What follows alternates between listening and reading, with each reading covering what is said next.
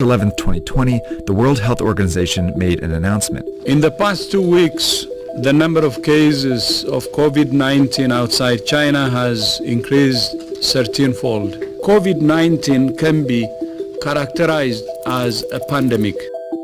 The coronavirus, or COVID-19 disease, had already overwhelmed China, South Korea, Iran, and Italy. And this was a warning to other countries where it was now spreading quickly. In the days and weeks ahead, we expect to see the number of cases, the number of deaths, and the number of affected countries climb even higher. The spread of COVID-19 was no longer something that could be stopped. But we can still slow it down. We just have to act right now.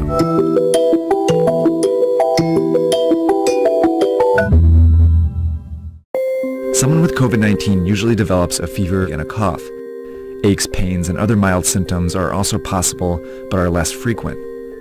But the severity of those symptoms varies, and for some people who get the virus, you might never show symptoms at all. Based on the data from China, the vast majority of cases are not life-threatening. In 80% of cases, people experience only mild disease, but in 20% of cases, the disease can manifest in a more serious way. It can develop into quite a severe pneumonia where people need to be hospitalized and put on ventilators. Overall, it seems like about 1 to 2% of known cases lead to death, but that rate is much lower for young people and much higher for the elderly. And it also seems that people with unmanaged underlying chronic diseases, they also have a tougher time overcoming the virus. The virus also seems to be very contagious, more contagious than the flu. All you need to do to spread COVID-19 is cough or sneeze on someone else, touch a surface where the virus still lives, and then put your hand in your mouth or your eyes or your nose. After getting infected, it can take an average of 5 to 6 days before you feel sick and your symptoms start to appear. But you can already spread it to people in that period, even if you feel healthy. Just as people realize they're sick, they seem to be at the most risk of passing it along to others. That's how the virus has been so effective at spreading across the world so quickly, and why the WHO was now calling COVID-19 a pandemic. But what they said next was just as important. We cannot say this loudly enough. All countries can still change the course of this pandemic. And that depends on something each of us needs to do as individuals. So diseases become really dangerous when everyone gets sick at once and the health system becomes overwhelmed. In any hospital, the capacity to treat patients is limited by how many beds they have. Think of this as the number of beds in your local hospital at any given time.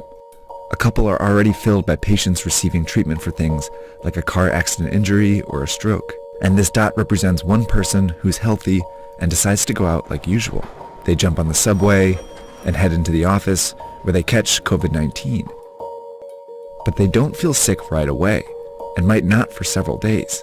So later they go to a basketball game, where they unknowingly infect 2 or 3 more people. Most of these people will have relatively mild cases, but one might be an elderly person with a severe case who will eventually have to go to the hospital. But these 3, who are all infected but don't feel sick, go out again, on the subway, into the office, and then out after work, infecting several more people. 20% of whom will need to go to the hospital. Over a short period of time, this process multiplies the number of people going to the hospital each day. Before long, the hospital is full and a crisis begins. People with severe cases of COVID-19 can't get treatment, and some who could be saved die. Plus, people with other issues can't get treatment either, and some of them die. This surge of severe cases causes avoidable deaths. That's what happened in South Korea, Iran, and Italy, all of which went from 100 to more than 5,000 cases in less than 2 weeks. A lot of people died because they couldn't get into the hospitals. This surge is made up of only severe cases, but it was generated by people who didn't feel sick, spreading the disease in public. Which means the people who can do the most to avoid these unnecessary deaths are these people. And that means all of us. To slow the virus down, you need to act as if you already have it. By avoiding public transportation, the office, crowded places, and even small social gatherings, you decrease your chances of both getting the disease and spreading it. This is called social distancing.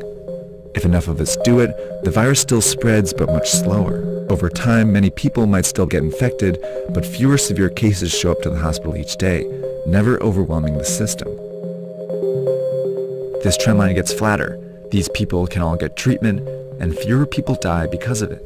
These are the two ways the COVID-19 pandemic can play out. But this one only happens if everyone does their part. And it's why experts and officials are urging people to flatten the curve by social distancing and staying home as much as possible. It's also why in the US, many companies are helping by requiring employees to work from home, and major sports leagues have canceled their games for the time being. It may seem drastic, but it's worked before. In 1918, the cities of Philadelphia and St. Louis were both hit by a flu pandemic, but they responded in different ways. In Philadelphia, health officials allowed a huge parade to go ahead, while in St. Louis, officials prepared. They closed schools, theaters, and bars. Philadelphia's hospitals were overwhelmed, and many more died as a result. But St. Louis was able to avoid those excessive deaths. 100 years later, these are the two scenarios we face. A difference not in whether you get the coronavirus, but when you get it. That could mean the difference between life and death, maybe for someone you know. But we have to act now.